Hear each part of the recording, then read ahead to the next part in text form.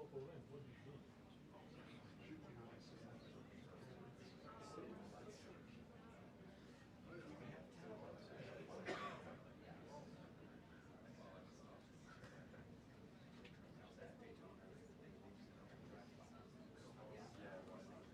Oh, he expects that. It's 24. Is that 24, 135? Is it? Oh, we changed it.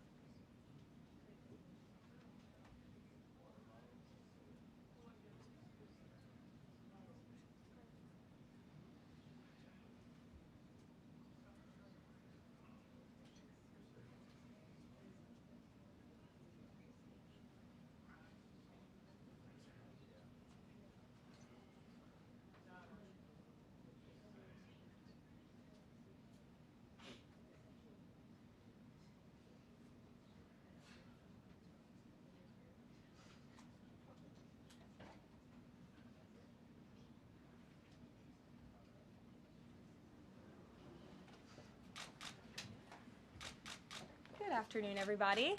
Good afternoon. Did everyone have a good weekend? Yes. Good. It's good to see you back here. We have another busy week. On a scheduling note, tomorrow, President Trump will travel to the great state of Florida to attend the opening of a new illegal alien detention center located at Dade Collier Training and Transition Airport alongside Secretary Kristi Noem, Governor Ron DeSantis, Congressman Byron Donalds, and other state and local leaders. We hope to see many of you there. The facility is in the heart of the Everglades and will be informally known as Alligator Alcatraz. There is only one road leading in, and the only way out is a one-way flight. It is isolated and surrounded by dangerous wildlife and unforgiving terrain. The facility will have up to 5,000 beds to house, process, and deport criminal illegal aliens. This is an efficient and low-cost way to help carry out the largest mass deportation campaign in American history. We are truly coming off a historic week of President Trump racking up win after win on behalf of the American people. President Trump restored peace through strength and acted decisively as commander-in-chief to obliterate the immediate threat of the Iranian regime's nuclear capabilities and then brokered a ceasefire between Israel and Iran, which continues to hold. Then, the president traveled to the Netherlands and achieved a monumental win for the United States and the NATO alliance by getting our allies to dedicate 5% of their GDPs to military spending. As a result of President Trump unleashing American energy dominance, summer gas prices are at the lowest they have been in 4 years, heading into the July 4th week. And with the incoming Trump economic boom, the stock market continues to roar back, with the S&P 500 and the NASDAQ both hitting record highs.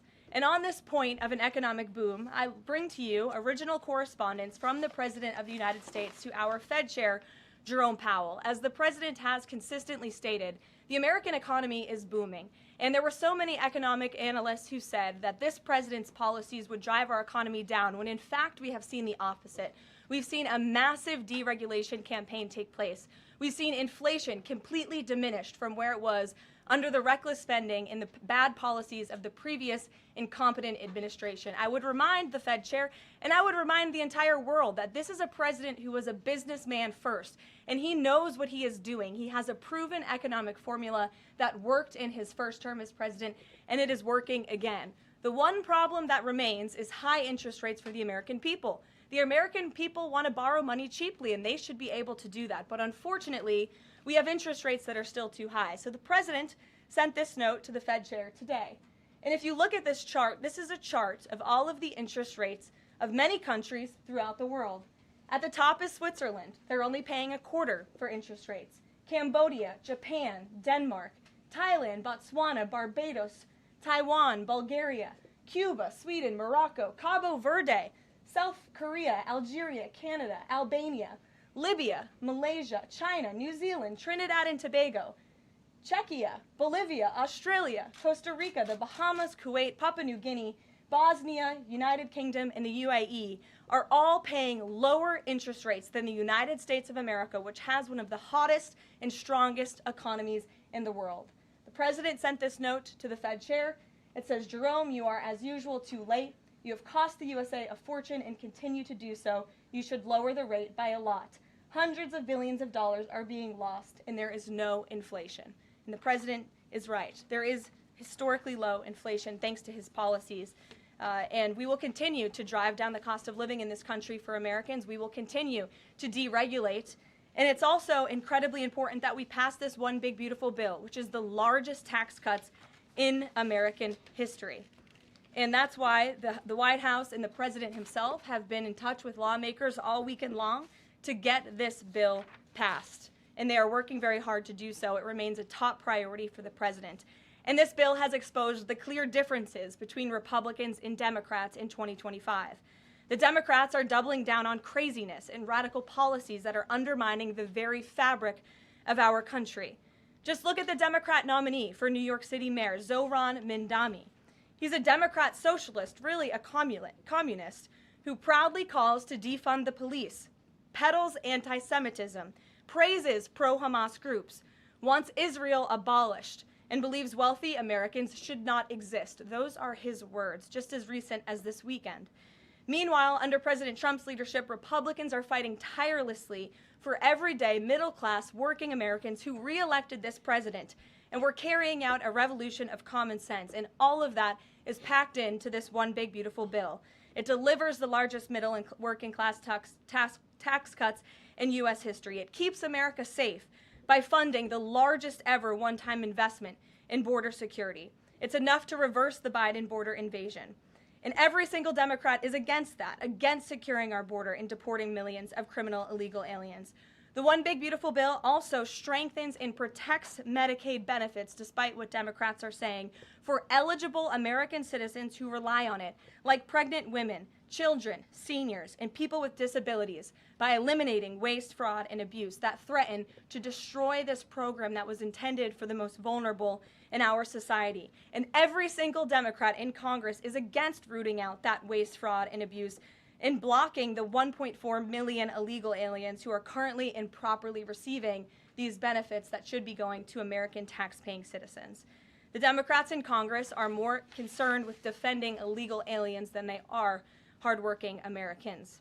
And the Big Beautiful Bill also revitalizes our military and enhances our defense capabilities, protects our country from emerging new threats by funding a cutting-edge missile defense system called the Golden Dome. And as we all know, the One Big Beautiful Bill makes the Trump tax cuts permanent. The White House and the President are adamant that this bill is passed and that this bill makes its way to his desk. Republicans need to stay tough and unified during the home stretch, and we are counting on them to get the job done. So, with that, we will take questions. John Fredericks is in our new media seat today. John, thanks for being here. We'll kick it to you. Thank you, Karoline. Let's get to the One Big Beautiful Bill first. It appears now you're going to get at least 50 votes in the Senate. There'll be some amendments. What is the President's confidence level in getting 218 votes in the House by the end of this week in order for him to sign it on Friday? Well, look, we are very well aware, the President is very well aware, that this bill needs to not only pass out of the Senate, but it needs to go back to the House, and we need the full weight of the Republican conference to get behind this bill, and we expect them to, and we are confident that they will. The President has been working hand in hand with Senate Majority Leader Thune and also our House Republican leader, or the Speaker of the House, Mike Johnson, both of whom will be at the White House today to meet with the President yet again. I believe they were here this morning, actually. I have one follow-up. Sure. You outlined Jerome Powell and the note that the President just sent to him. There are many who believe that Powell has been politicized in a lot of different ways. The President has not been shy about acting on things that he believes in. Why not just fire Jerome Powell and put in somebody that is going to lower rates? Why wait? Well, it's a good question, and one you can ask the President, because that's a decision for him to make. But you're right to point out the politicization of the Fed, and it's very unfortunate for our country. But Jerome Powell cut rates numerous times ahead of the election when Joe Biden was in this Oval Office, but now he refuses to, and the economy is in a much better place. So there really isn't a good explanation for that, and the President is rightfully calling attention to it. Thank you. Kelly. Good afternoon. On Iran, the President posted on his social that he is not even talking to them anymore. When we were at NATO, he said he expected the U.S. and Iran to have talks as early as this week, and that he might even want to see a written agreement. What is the update now if he's saying he's not even talking? So as I told you from the podium last week, I said the administration, and namely our special envoy Steve Witkoff, has been in communication both directly and indirectly with the Iranians. That communication continues. The President himself has not talked to Iran, which he pointed out in his truth statement. Peter. Thank you, Caroline.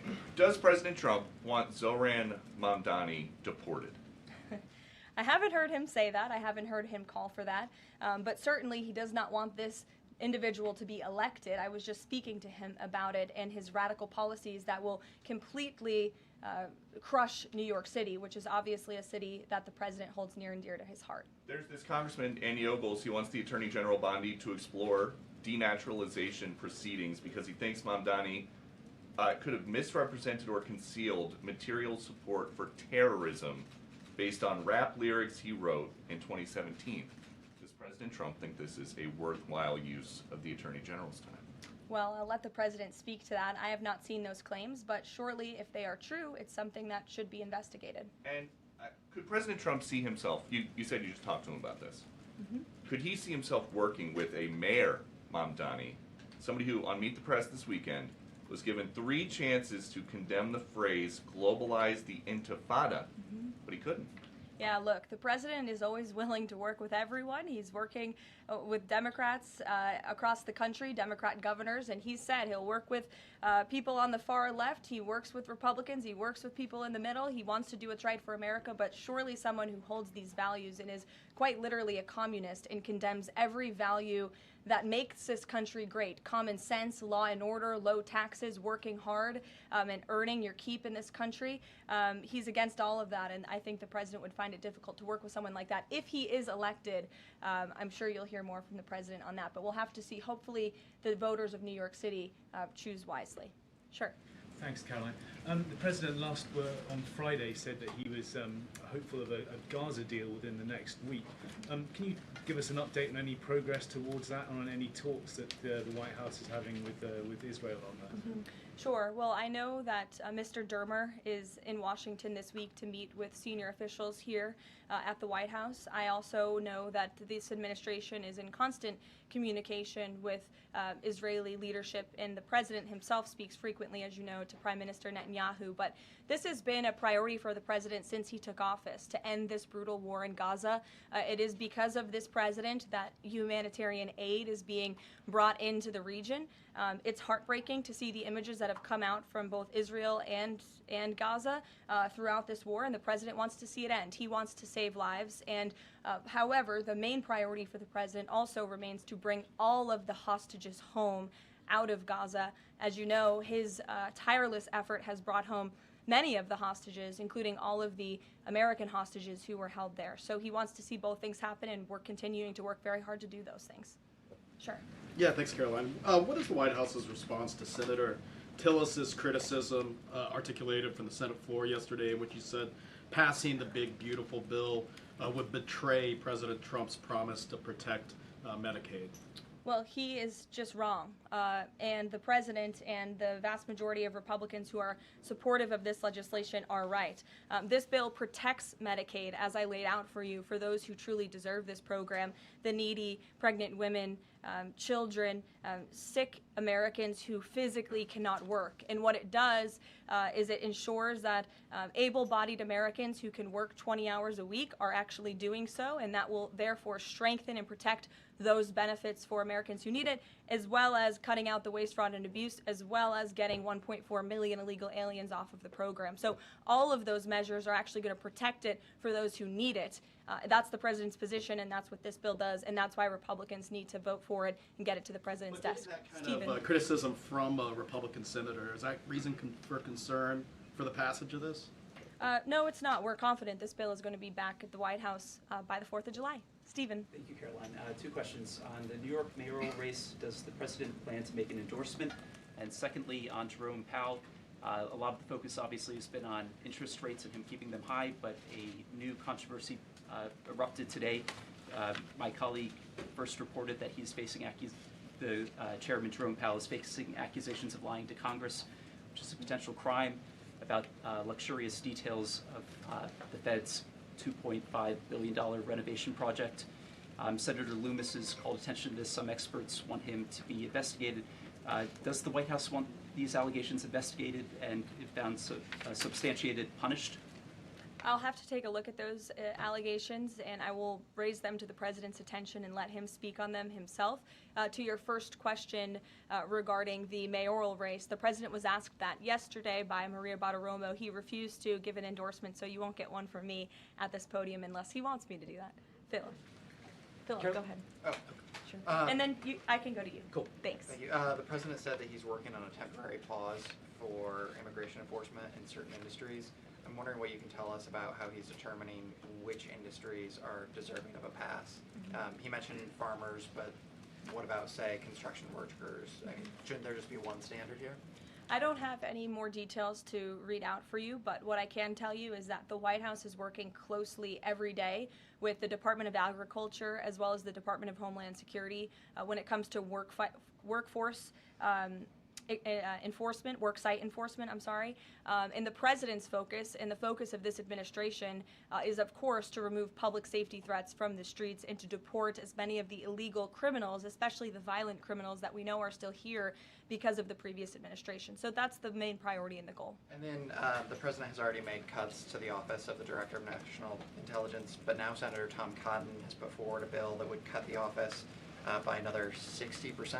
What's the president's reaction to that legislation, and is this something that he would support, those additional cuts? I don't know if the president's even aware of that legislation, but I will get you a response if he is aware and if he wants to respond to it. Go ahead.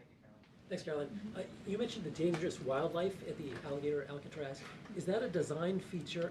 Why is the president going with this mega bill in such a precarious position in the Senate? And then also, can you talk about the CBO estimate that it would add about 11 million uninsured? Well, look, when you have illegal murderers and rapists and heinous criminals in a detention facility surrounded by alligators, yes, I do think that's a deterrent for them to try to escape. We do know that some of these illegal criminals have escaped from other detention facilities, like one in New Jersey, which I know was recently reported on. So, of course, we want to keep the American people safe, and we want to remove these public safety threats from our streets, and we want to effectively detain them as best as we can. As for why the president is going, I think his trip to this detention facility actually underscores the need to pass the One Big Beautiful Bill, because we need more detention facilities across the country. The last administration let in nearly 20 million illegal people from all over the world, and this administration is focused on arresting and detaining them. But in comparison to that 20 million illegal criminal population in our country, we only have 7,000 ICE agents in the interior who are doing this very important work. And so we obviously need more personnel, we need more resources, and that's why we need to pass the One Big Beautiful Bill. On the CBO's Go ahead. Yes, in the pink. Oh, thank you. Thank you. You're welcome.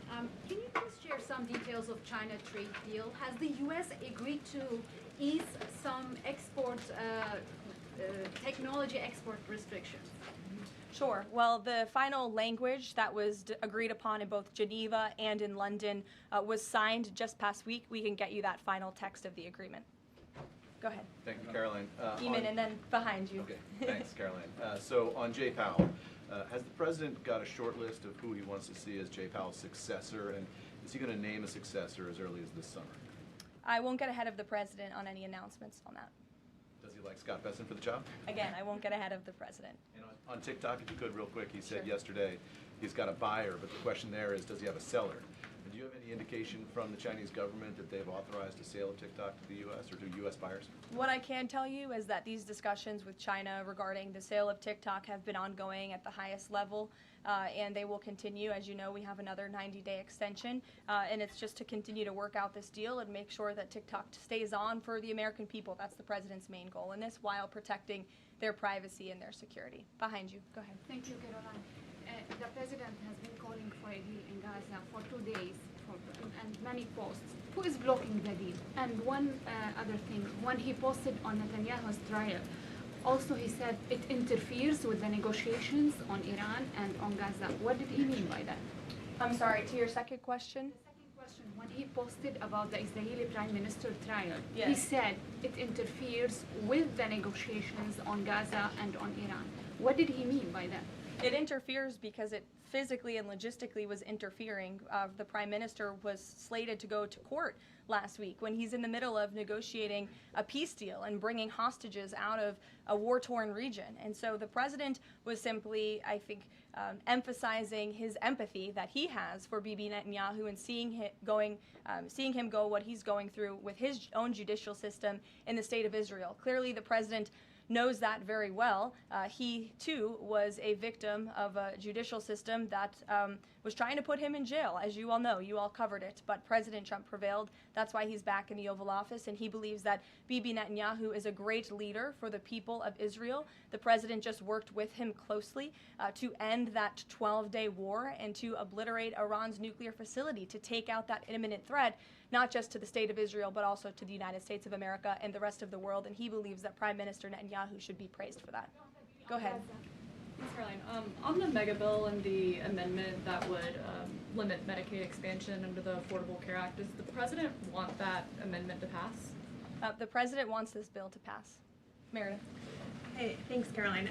On trade, we have this looming July 9th deadline coming up. We heard the Treasury Secretary say that he expects to wrap up these trade deals by Labor Day, but when President Trump was asked yesterday about any extensions by July 9th, he said, I think that would be necessary. So is the president ruling out any extensions on trade for any nations, even if they're negotiating in good faith? Well, you heard from him directly. He said he did not think that it would be necessary. He is going to set the rates for many of these countries if they don't come to the table to negotiate in good faith. And he is meeting with his trade team this week to do that. Mary. Thanks, Caroline. I just watched a CNN segment on a new app called Ice Block, and it kind of appeared to be promoting this app where you can tell people where ICE agents are. Given the recent rise, An app that tells people where ICE agents are? Yes. And given the rise, I believe 500% increase in assaults on ICE agents, I wanted to see if you could comment on that and why CNN would be promoting such an app. Well, it's a very good question. I'll have to go back and watch the clip myself, but surely it sounds like this would be an incitement of further violence against our ICE officers. As you know, as you stated, there's been a 500% increase in violence against ICE agents, law enforcement officers across the country who are just simply trying to do their jobs and remove public safety threats from our communities. And that's something we as Americans, including journalists at CNN who live in many of these cities where illegal aliens are hiding and were let in from the previous administration, should be very grateful for. So we haven't seen the clip. We'll take a look at it, but certainly it's unacceptable that a major network would promote such an app that is encouraging violence against law enforcement officers who are trying to keep our country safe. Caroline? Shelby. I just wanted to get a clarification on the Senator Rick Scott's amendment. It sounds like the president is agnostic about whether it's attached. Is that accurate? Look, I'm not going to get into the details of the discussions that are ongoing right now, but the president wants these senators to come to a conclusion, to get this bill back to the White House as soon as possible and make sure that it's a piece of legislation that can make its way back through the House as well. So obviously there's some ping-ponging between both sides of Capitol Hill right now, but that's why Senator Thune and Speaker Johnson are working with the president in lockstep every step of the way. In the back, News Nation, go ahead. Thanks, Caroline. The president did and announce. then in front of you, yes. In front of. Sure, I'll take both of you. The president did announce last week that the trade deal with India is closed, and this could happen anytime soon. Are there any roadblocks as of now? Are there any updates on that?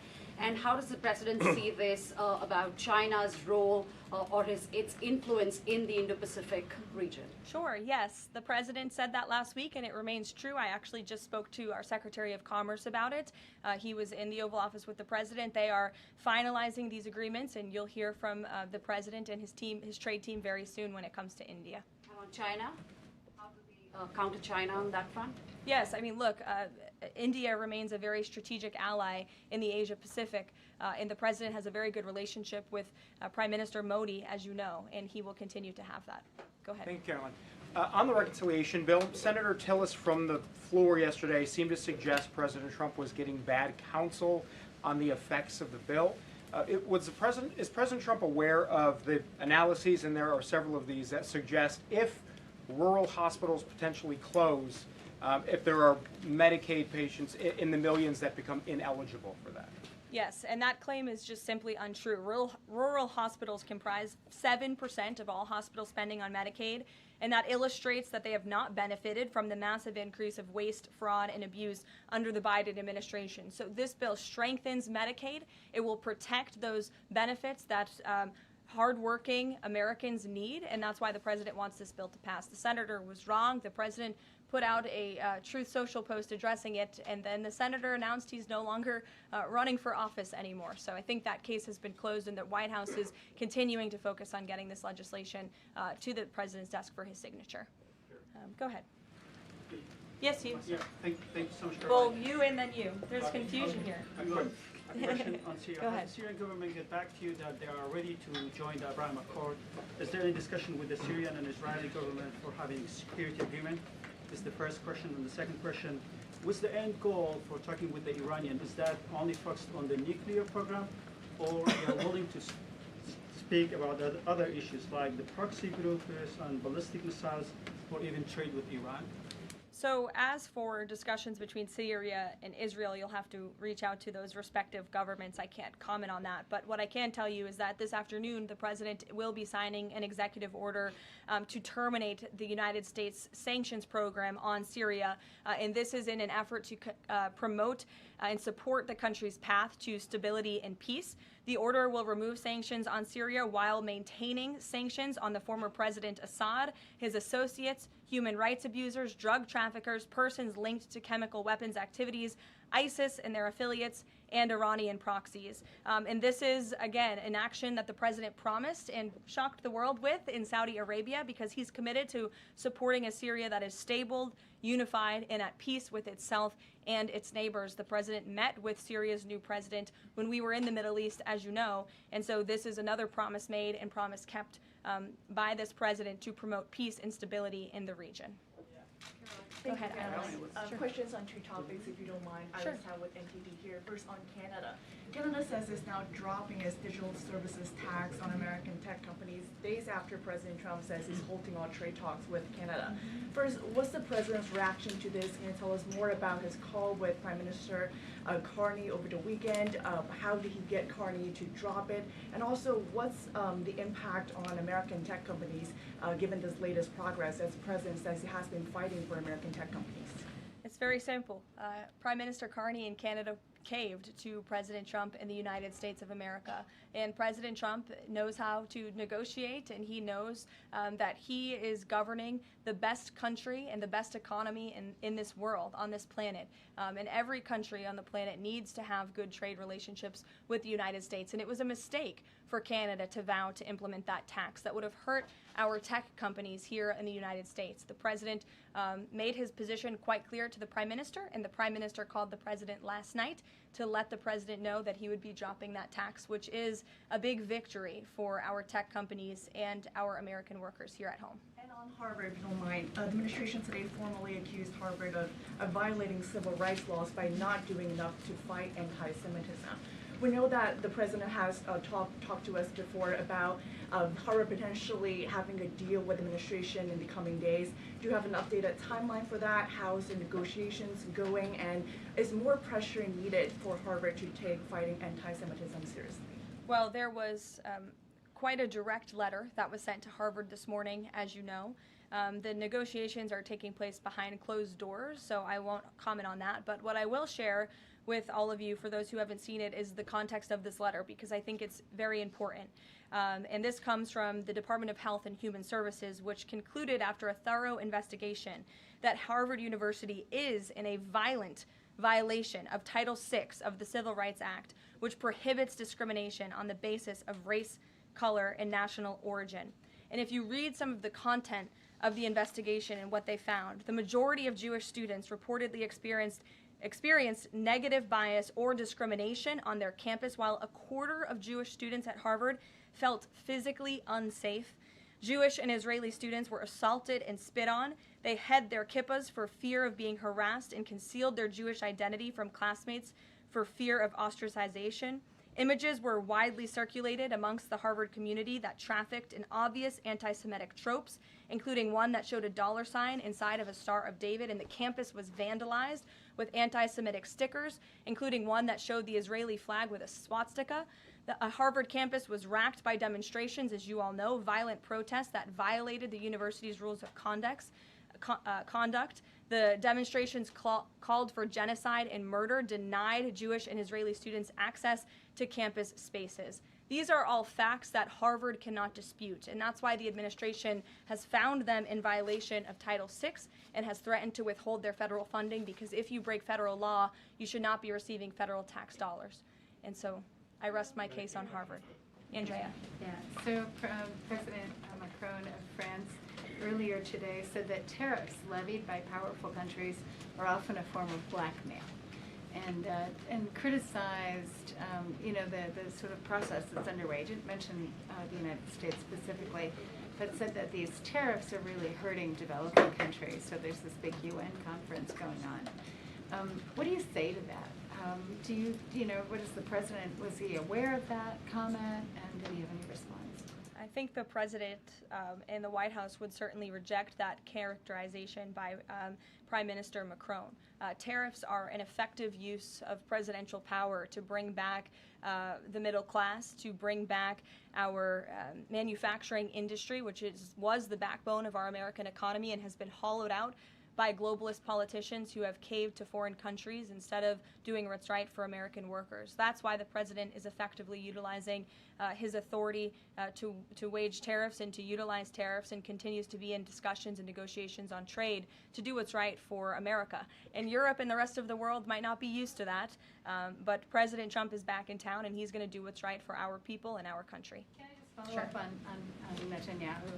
So there's a report in Israeli media that the Prime Minister will actually be here, that Netanyahu will be here today meeting with the President. Can you confirm that? I don't believe Prime Minister Netanyahu is here today. I think you guys would know about that by now.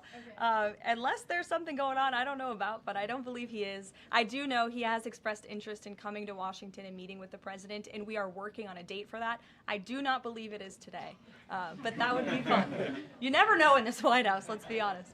Go ahead. Thanks, Karoline. Does the president support this new measure in the big, beautiful bill that would impose steep new taxes on new wind and solar projects? I believe you're referring to the credits for wind and solar projects. No, and we're talking about the new tax. There's a new tax that it's estimated would add 10 to 20% to the cost of any new wind and solar projects that start after this year.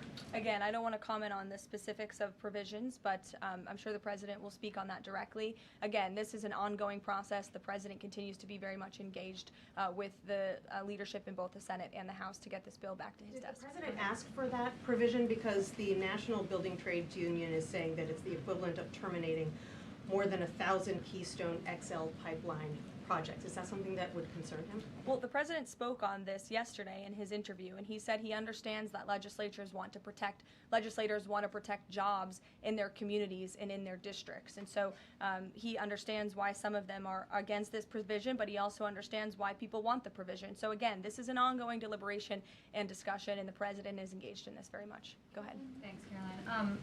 We've been hearing from White House officials for weeks that you're close on trade deals with a number of countries. Can we get any update on which countries will have deals by the 9th and when there may be any announcements? I'll let the president and the trade team speak on it. Can you respond to the CBO estimate that the Senate bill would increase the deficit by nearly $3.3 trillion?